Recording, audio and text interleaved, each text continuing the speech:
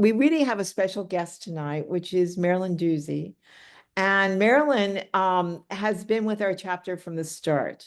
That takes us back to 1976.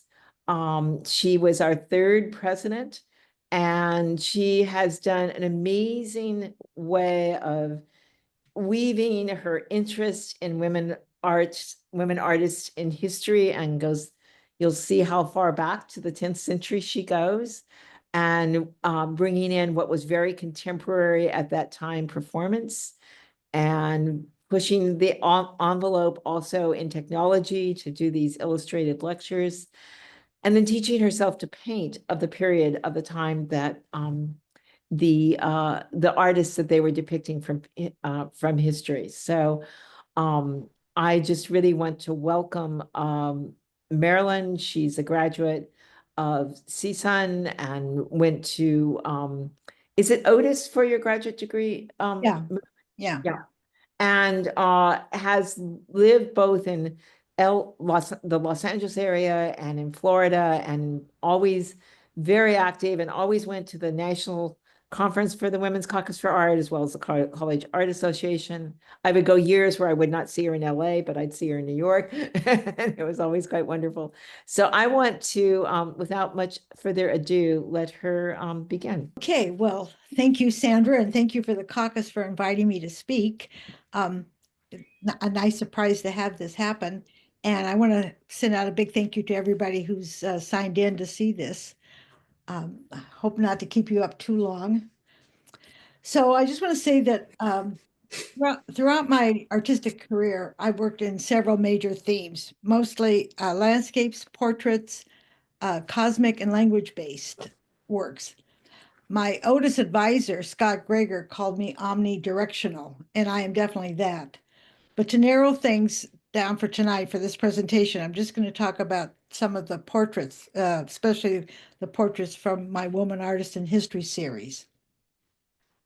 But before I get into seeing those images, I'd like to tell you what prompted me to create the paintings in my lecture, Walking Through History, Women Artists, Past and Present. I first discovered most of these artists when I saw the 1976 exhibit at LACMA, Women Artists 1550 to 1950. And then also from the Southern California Women's Caucus for Art performance in 1981, and that's when I was the chapter president. We presented our performance on the Historical Women Artists at the National Conference in San Francisco. And at that time, I know all of you know this, there was very little information on women artists, and none at all were represented in the major publication, Jansen's History of Art. And when you think about it, that book, encompassed 2 semesters of work, 5,000 years of art history, and not a single woman. And that's just not right. So each of the caucus members chose their own artist to portray, and they gathered slides of their work, made their costumes, and wrote their scripts. And it went very well when we presented it in San Francisco. And so we decided to do it again at the Barnsdall Gallery Theater in Hollywood. The poster you see, this is a poster from my presentation in St. Petersburg, Florida, that the drawings encompass both Florida artists and California artists in the costumes of their chosen artist. The idea to do these paintings came to me while I was standing in the wings, waiting for my turn to go on stage and play the role of Cecilia Beau. And while I was waiting in the wings, Donna Guy was on stage as Gwen John. And behind Donna was projected a slide of Gwen's painting called A Corner of the Artist's Room in Paris. And from where I was standing, from my viewpoint, it looked like Donna was actually in that room, in that painting and in that room. And I had this flash that, wow, that'd make a great painting. Donna Geib as Gwen John. So that was my inspiration. And I started the Woman Artist in History series, and my first painting was of Queen Matilda. And the next year, I moved to Florida, and I formed a new chapter called the Florida West Coast. And I was so excited learning about all these artists that I wanted to share my experience with as many people as possible. And that's when I created the slide lecture, Walking Through History, Women Artists, Past and Present. And I gave it, I presented it in the Bay Area's Art Surge, which was a citywide celebration of the arts. After that, the presentation of the lecture, I asked the Florida chapter members to participate in my painting project. And each of them chose the artist that they wanted to portray. With my Florida paintings, I was able to put them into the environments of their chosen artist much more readily than I could the California artists, because the California artists, I only took pictures of them while they were on stage saying a few lines, just to get into character. But with the Florida people, I had more control. When I go through these paintings and these images, if you have any questions, don't hesitate to stop me and ask right at the time. That won't bother me.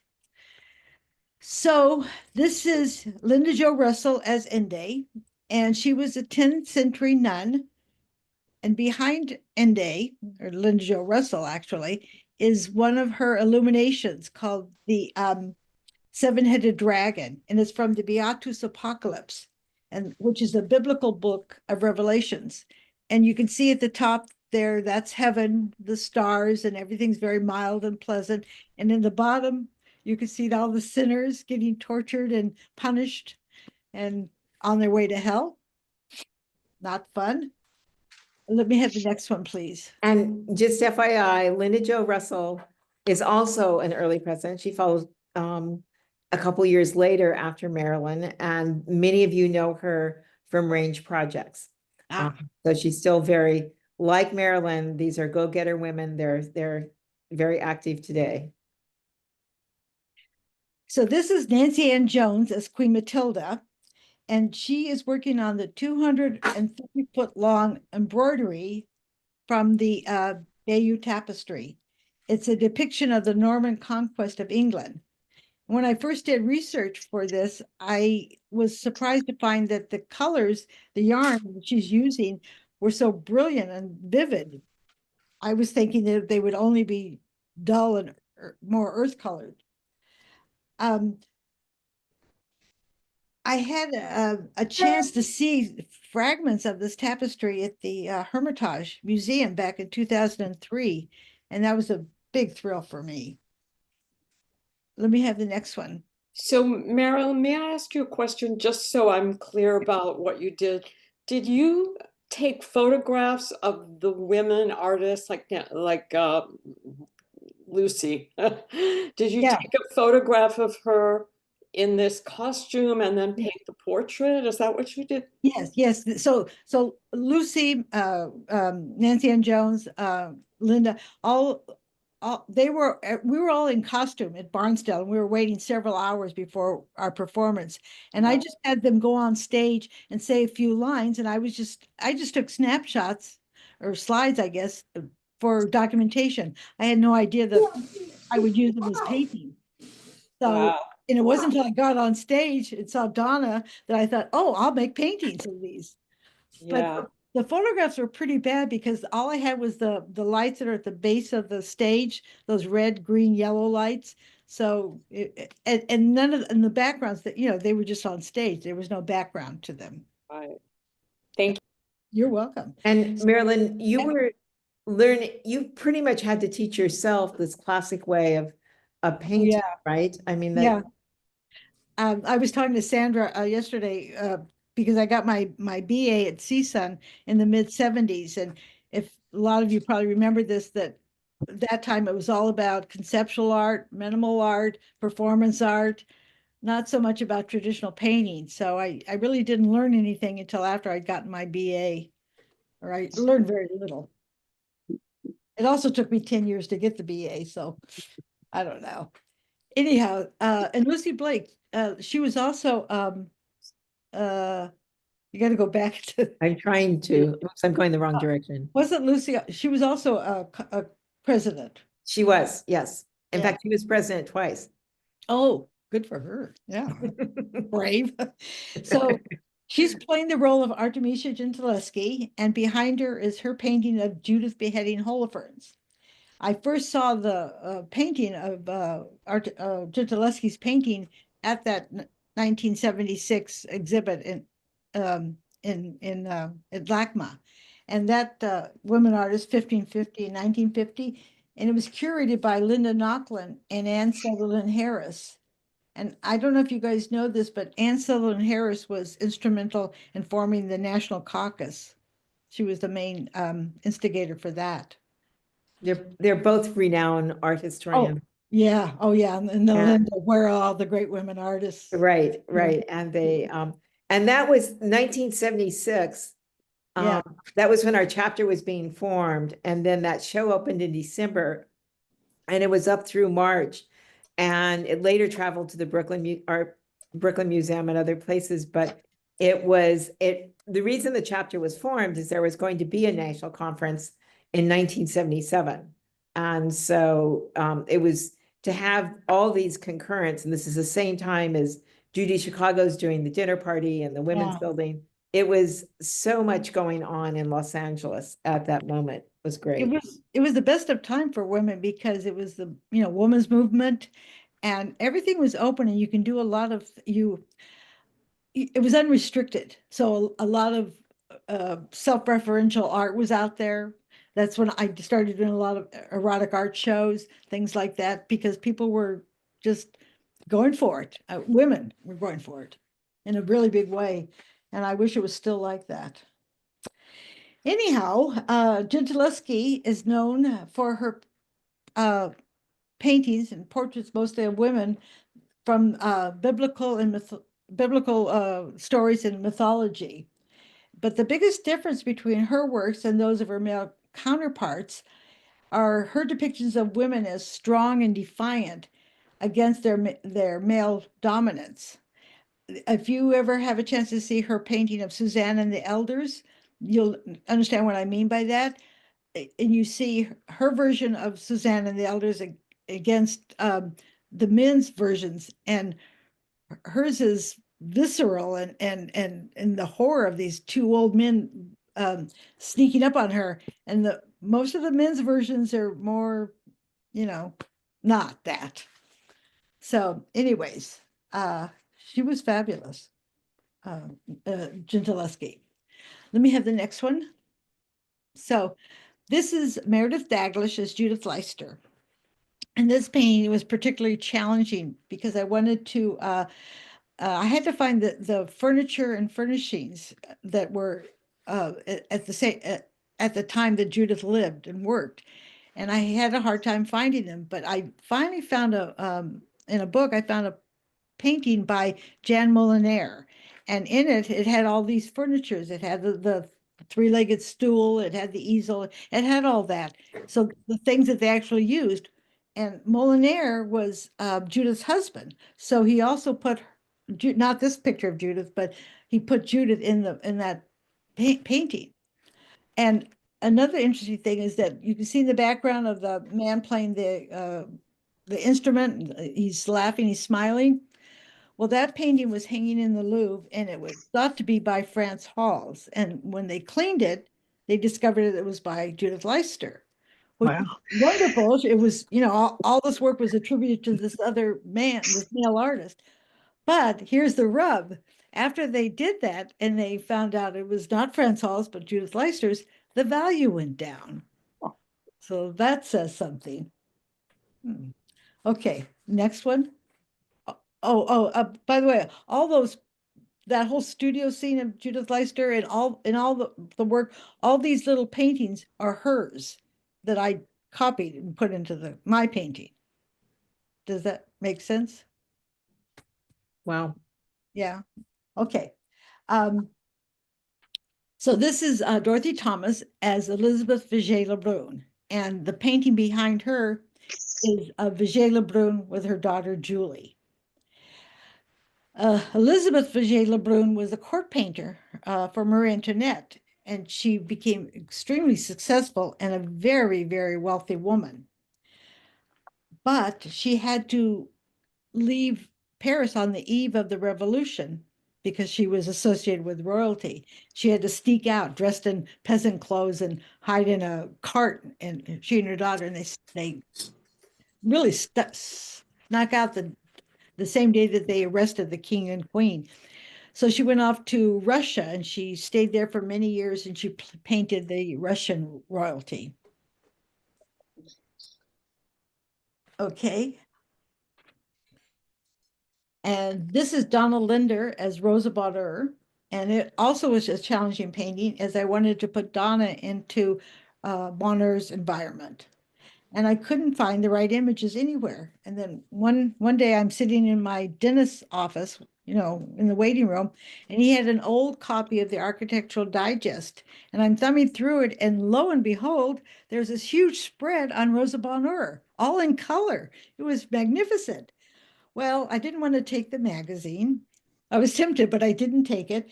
And I was asking, my fellow artists if anybody had one, and nobody did. But one of the artists had a relative out of state who had that issue. And I bought that issue and they shipped it to me. So what you see here is the actual works studio, the actual place where she lived and worked and painted. And Bonheur was most notable for her paintings of animals. I think that's pretty much all she did. She even kept animals in her apartment, a goat, other things. Her masterpiece is the Horse Fair, which is at the on exhibit at the Metropolitan. And that painting is about as wide as Rembrandt's The Night Watch, not as high, but it's a huge, huge painting. And that's it for Rosa Bonheur. I have a question. Yeah. It seems that a lot of these women that you're showing us were successful in their careers. And I'm curious, if they were known in their day and they were successful, why is it that in our lifetime, these women were not known anymore? That is such a good question. And we think about it, it's like, yeah, some of them, several of them weren't so known. But you're absolutely right. Well, this one, Cynthia Schubert and Suzanne Valadon, her son was a painter, Maurice Utrio, and he was very well known, and he had all these accolades while they were both alive. But in my opinion, her work way outshines his. He did boring street scenes, and she did really strong, powerful women. In fact, one of the things about her, well, first, one of the things I really like about Cynthia Schubert is that she really caught the feisty, self-assured attitude of Suzanne Valadon, with her hand on her hip, smoking a cigarette. I mean, it's like she takes no prisoners kind of thing. So Valadon started out as well, she was in the circus, fell, broke her, damaged her body, and became an artist model. And she learned from the artist that used her as a model. In fact, she was born, her name was Maria, and Degas gave her the name of Suzanne. And she later became a painter, obviously in her own right, you can see that. But she was also the first woman artist admitted to the Beaux-Arts Academy. And she was the first woman painter to depict a male nude, which I love that about her. Like go Suzanne. I don't know how successful she was in her lifetime. I think she was fairly successful, but not to the extent like some of the other ones that were so wealthy. And a lot of them never got the recognition that they should have gotten. Like, yeah, like today. So next. So this is Jan Ellenstein, and she portrays a Kuna woman, and they live on the Sandblast Islands off the coast of Panama, and they make molas, which is a reverse applique.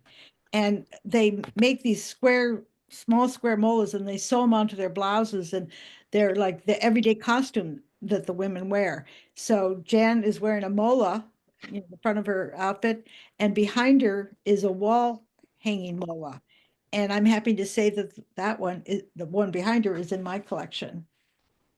The Kuna Nation, interestingly enough, is the oldest democracy.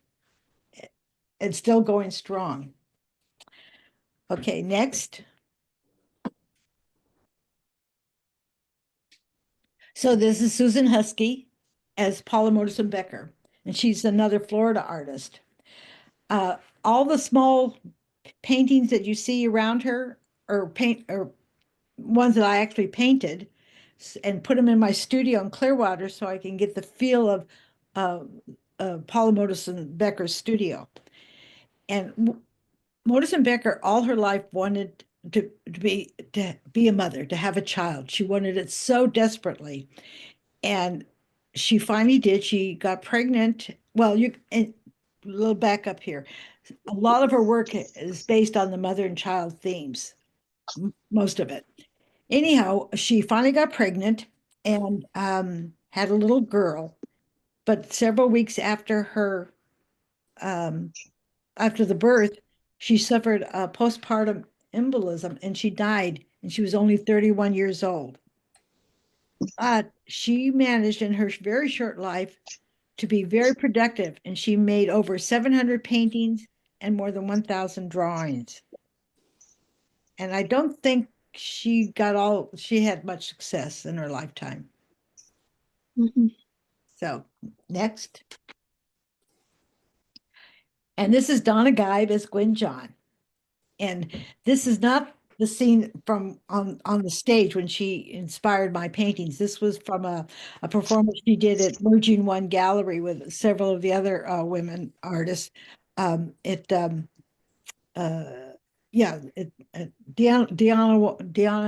Wong's gallery, Okay. the one. I don't know if it's still in In existence. Santa Monica, yeah. Yeah. So she was on stage, and she was sitting there, this pose of her, and she's writing a letter to her ex-lover, Rodin.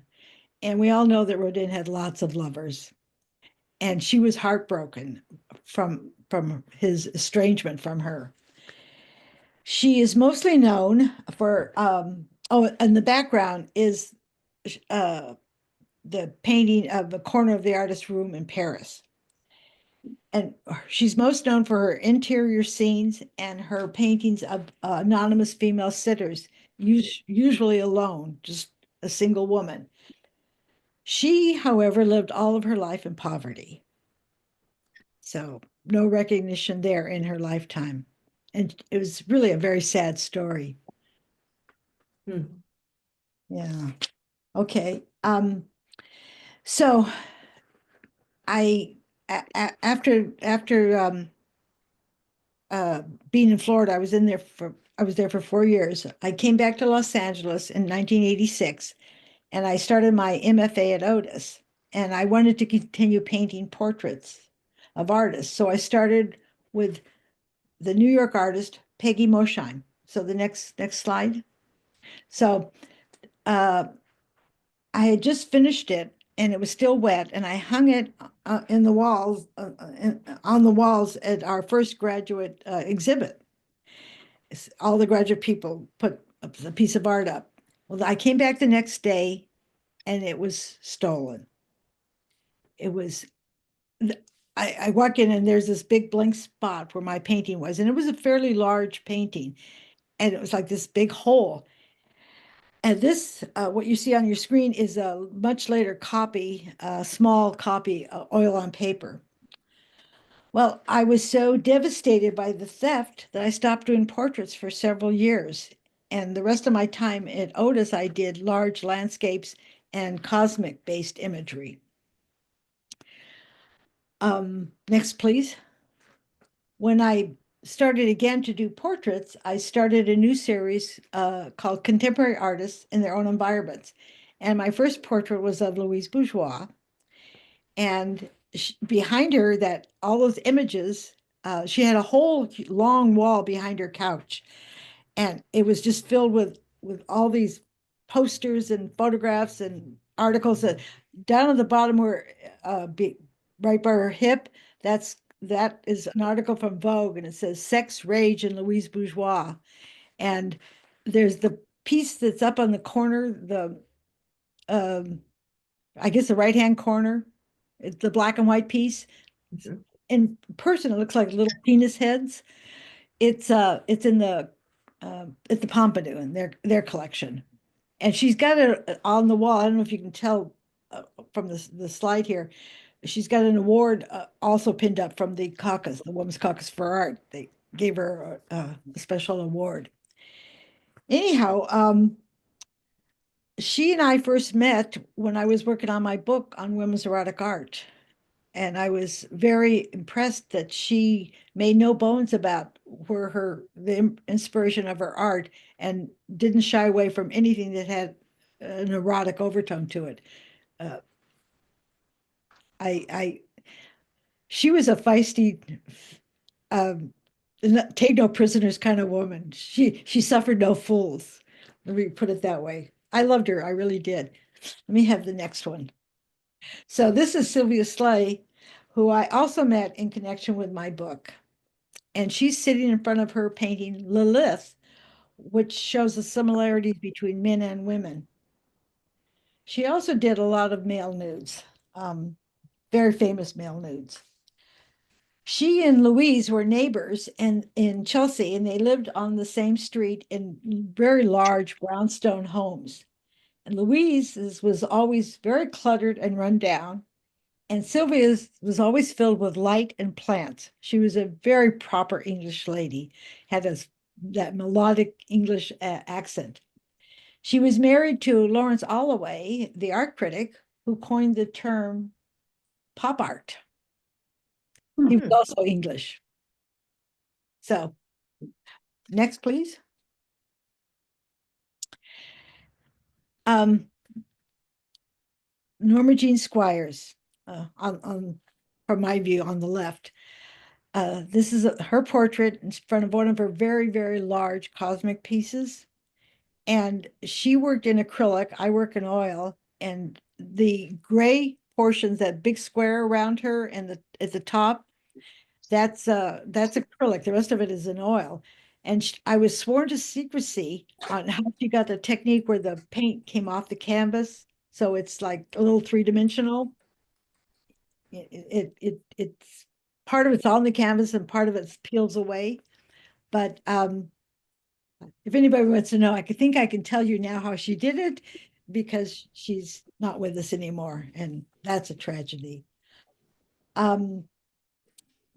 This painting was also really difficult for me to do, because at the time I was suffering from a really deep depression. And I'd go to the studio and I'd work and work, and I'd come out and I didn't seem like I accomplished very much at all. So it took a long, long time, very hard. Norma and I were partners on many fronts for many, many years, and mostly we co-curated exhibits together. And primarily they were on the Cosmos and on erotic art. And she was also a member of our collaborative group 9, and we miss her dearly. And the last painting is of Scott Greger, and he's standing in front of one of his large paintings called Jaggy's Ab X. It's a response to abstract expressionism and computer printouts. And he was named the distinguished educator at Otis Art Institute. And I don't know if all of you know this, but he was also married to the late artist Alexis Smith. She passed away a year ago, January. And that is it. But we have one more. We do? Yes. Oh, yeah. So, I said I was doing a lot of large landscapes, and this is one that I did last year for Lucinda Luvas's exhibition about global warming. And I had the idea to do this when I would watch, the nightly news, every year in California, there's another fire. And I'm really sorry to bring that up to all of you who suffered so terribly at the last one. But one of the things that I noticed when the fires would be covered would be all the damage to the property and sometimes to the people and to the domestic animals, rounding up the horses and all that. And I started to think that the wild animals, you don't hear about them, and we know that they died and their habitats got ruined, but I had thought that I just wanted to show the wildfires from the animals' point of view. Any questions? Hey, Kathy. Hey, do you consider yourself more of a pastel, an oil painter? What's your favorite? That's hard to say, because I kind of work both of them at the same time and interchangeably. But I'm looser in the pastel than I am in the oil. But I find that when I'm like making strokes and marks in pastel, I do the same in oil. They inform each other. Okay, Nice to see you, Kathy. thank you. So the series that you did about women and feminists and all that, do you think that politically that we're getting as much attention as we deserve, or do you think it's faded out? Oh yeah, it's faded out. The statistics that the Guerrilla Girls supplied way back when, we were like up to maybe 30%, or we'd have like three art directors or museum directors. Well, I think we've fallen back. I think we're losing ground. Well, I mean, certainly we are now, Yeah. as of this year politically, but yeah, I mean, okay, well, I won't monopolize. I I got a million questions. Ginny, you had your hand Yeah, up? yeah, I wanted to make a comment, not really a question, about your painting that was stolen.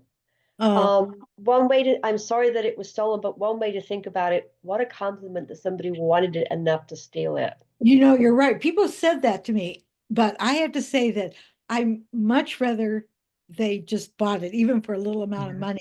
Yeah. And to make matters worse, there's the LA and New York have big and the LAPD, they have big departments for stolen art. I mean, it's really, really big because Wow. there's big market in that.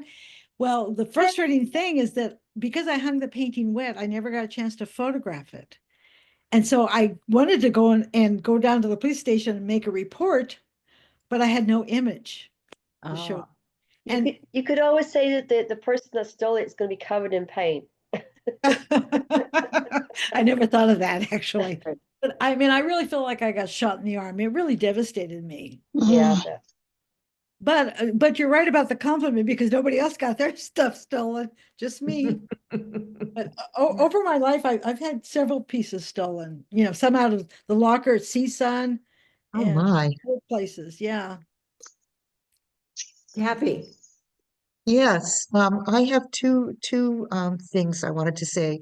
First, if you had no image of that painting, how did you do? You said that what we saw was a smaller copy. Yeah. How did you do that? Well, that was Peggy Mosheim, and we were in Paris together on an art tour, and she had a friend who was a Filipino prince, a gay Filipino prince. And we were in his apartment in Paris. And she was wearing this hat and this cape. And she from New York, her skin was very pasty white with those big red lips. And she was kind of haughty. And so I had her go out on the balcony at this guy's apartment. And I just said, I want to take a couple of pictures. Yeah, I love that outfit she had. So that's I duplicated it from the picture. The one that got stolen, I was experimenting with doing a painting all in dark, like to mimic black, but I didn't use any black. I just used the three transparent colors of green, red, and blue, and it came out, and it was a palette knife, and it came out really rich and lush and juicy, and it was like the very first thing I did at Otis, and then I didn't. And then the other thing that I wanted to say, um, you kind of said this in a very offhand way. You said, at the time I painted this, I was in a very, very deep Oh yeah, depression. yeah. And I want to say thank you for letting us know that. And thank you for letting us know that the depression, that you actually weren't able to paint for a while because of it. Um, it's very encouraging to see that people can get through something like that and can go on to do some really wonderful things. Thank you. I was lucky. One of our group 9 members, Midge Lynn, her sister was studying to be a therapist, and she, because she was still in training, she only charged me $25 an hour, so I could afford it. And I saw her for about 6 months until she got her license. Then I couldn't afford her anymore, but that really helped. Really helped. But it was funny. Norm and I were both gallery attendants at Art Space in the Valley. And Scott Canty was our boss. You know, he was at the time the curator at Barnstall. And I go in there because I was suffering the depression then, and I have to put on this face, you know, meet the Yes. public. And then I go home and I cry, you know. So, and that went on for a long time, but the talk therapy really helped a lot. I recommend it. Thank you. Marilyn, will you just let people know about the group of 9? You guys had a special way of collaborating that I think a lot of artists would it's just a wonderful story if you would, and some of your cohorts are here tonight. Myra's here. She's a group 9 member. I don't know if any of the other ones signed in. So we've been together, I think it's 31, 32 years. And next year we plan to have a big retrospective at the Makery Yay. in October. We've lost 3 members. Anita Siegelman, who was also in the Caucus performance, Donna Guide, and Norma Jean Squires. And Midge Lynn is in Texas right now. So there's only 5 of us left in this area. We just did a book on our collaboration, and we'll have those on exhibit and offer them for sale at the Makery. But here's the story and how we began. So like I said, Norma and I were gallery attendants, and we would have exhibits, you know, the city ran that space. And we would have exhibits there, and we'd always get together and talk and visit and see each other, but we never really got a chance to really know each other. So one day, Barbara Nathanson says, let's all meet at my house, and so we can, you know, really get to visit with each other. So we did that, and we had a good time, and we said, let's do this again next month. And we went to somebody else's home or studio and visited. And every time we would do this, a couple more people would show up. Finally, I think it was the 3rd time we get to my house. And at that time, we've got 9 of us, and we think, okay, this is enough. This is a big enough group. And Patty Ackerson, another member, she's the one that came up with group 9, and we thought 9 in numerology was a really positive thing. So we're sitting around and we're talking like we did the previous times, and I'm thinking, well, gosh, we're going to get together every month. Let's do some work. So that's how it began, and it's gone on for 30. So your process, though, you actually paint on other people. You started. I mean, everyone paints onto painting. Yeah, we have, most of the pieces are very large, like a mural, like 200 feet or I mean 25 feet or 50 feet or something. And we would time ourselves, and we go from, we'd move from area to area to area. And the thing is that you can mess up somebody else's work. You can paint over it, scratch it out, do whatever. So you got to subsume your ego, because what you did could just get wiped out by the next person coming after you. And we would always stop and review what we do, and we step back, and we had to, by consensus, agree that this is finished, or it needs something more, or what does it need. And so we did really large pieces, and then there was a show up at a university in Canada that had a call out for doing like monoprints of some kind, and we did these little 5x7 pieces, I think 2 of them, and we divided them into little areas, and everybody would work on it and then pass it around and work on it and pass it around. So no matter how big or how small.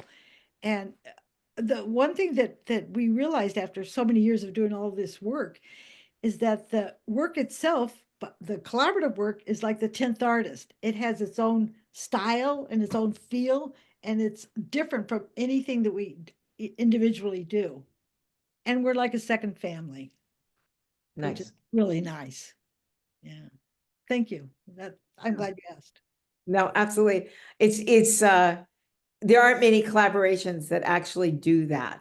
You know, it's You're right. We're unique in that there's no boss. It's like either most of the collaborations are two people, Gilbert and George or whoever. So they're usually two people, or they're a muralist where somebody will design it and then have a crew to paint it. But I've not heard of any collaboration ever that encompasses 9 people mhm, and for so long. So I think we're extremely unique, personally. nice. Nice. Yeah. Nice.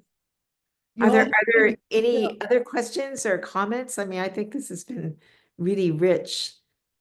Karen, I'd be interested in your thoughts as an art historian, what you noticed or. Yeah, let's collaborate. Well, why not? Why not? Let's see. Hi. We could do Several it. years ago, I got the great privilege to visit Group 9. And I wrote about them in my column for the Women's Caucus. So I got to meet some of them. And I was just blown away, and I certainly am enchanted with all that Merrilyn has done. Merrilyn, did not know about this series that you had done, but I do think it's very inspiring. And of course, I've taught all of these artists in my classes at CSUN, and so I'm familiar with them and their stories. And it was so fun to see how the different people took on their, personas, etc. Your essay is in our book, by the way. Oh my gosh, that's amazing. Yeah. Thank you. Your- I wanted to say that, if anyone here is not familiar with Linda Nochlin, Nochlin, I recommend that you buy her books and read, because she is the goddess of feminist art history, and you'll have a better understanding. As far as Suzanne Valadon goes, because she came from the underworld in Montmartre, her mother was basically a laundress and a prostitute, and she came to art through the idea of being a model. She really was more looked at as sort of a prostitute in a lot of ways, and probably was. She's really famous for the depictions of her in the paintings by Renoir. And those lush women are Suzanne? a couple of them are Suzanne. Oh, I think it's in one of the bathers.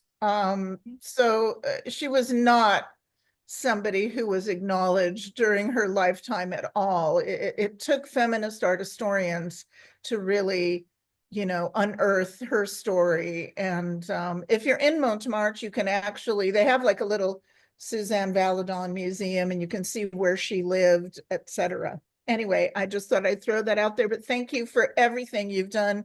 You're an inspiration to all of us. Thank you. Thank you. And Just a little aside, if it wasn't for the women art historians and writers, like I'm thinking of Mary Garrard's book on Right. art, none of these women would be known. I mean, it was the women's art movement that brought Frida Kahlo into this big public arena. So I think all of you guys for your hard work and dedication to telling the artist stories. well, and when we're talking the Group of 9, Myra, you want to put your hand up just so people can see who you are. Myra Gampman is a member of that group. She's also one of our past presidents. I mean, it's been really wonderful.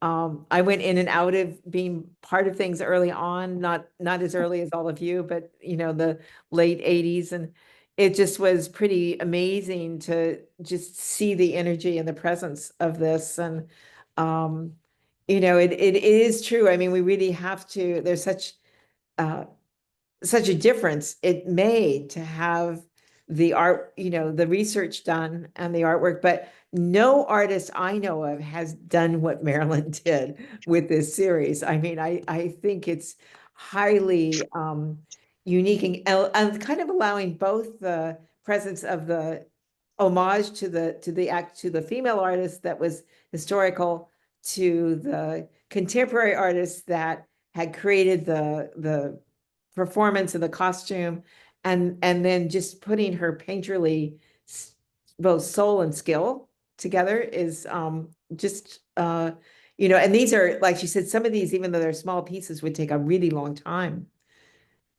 Yeah, it was about 4 or 5 years to do Yeah. that. Yeah. I would do more if I had more time. There we are. Famous last words. All right, I'd like, I'd go like, ahead. Oh, there's Myra. Yeah. yeah, congratulations to Cookie, her nickname, Cookie. Yes. I know her by that much more than Merrilyn. And what a wonderful performance, and what a wonderful artist, and what a wonderful friend you are. Thank you. Thank you for everything. Well, hopefully all these people here tonight will come see our show at the Makery.